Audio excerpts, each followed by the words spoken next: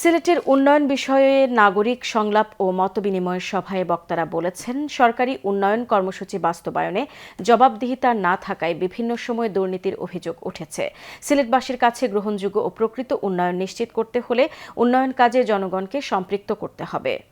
People's ভয়েসের উদ্যোগে আয়োজিত উন্মুক্ত নাগরিক সংলাপ ও মতবিনিময় সভায় বক্তারা এসব কথা বলেন। সিলেট নগরীর একটি কনভেনশন হলে মতবিনিময় সভায় সিলেটের বিভিন্ন শ্রেণী পেশার প্রতিনিধিত্বশীল ব্যক্তিবর্গ উপস্থিত ছিলেন।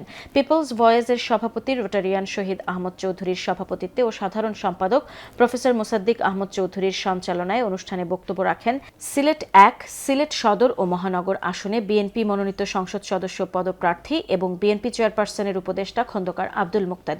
এ সময় তিনি বলেন, দিনের ভোট রাতে করে রাজারানী হওয়ার স্বপ্ন কেউ আর দেখতে পারবে না। ভোট হবে দিনের আলোতে, জনগণের সামনে।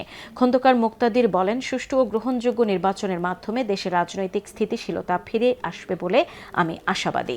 পাশাপাশি সিলেটের শিক্ষা, স্বাস্থ্য, যোগাযোগ ব্যবস্থা ও কর্মসংস্থান সৃষ্টিতে সমন্বিত উন্নয়ন পরিকল্পনার উপর গুরুত্বারোপ করেন তিনি। নাগরিক সংলাপে অন্যান্যের মধ্যে ও কর্মসংস্থান সৃষ্টিতে সমন্বিত উন্নয়ন পরিকল্পনার উপর গুরুত্ব দেন তিনি।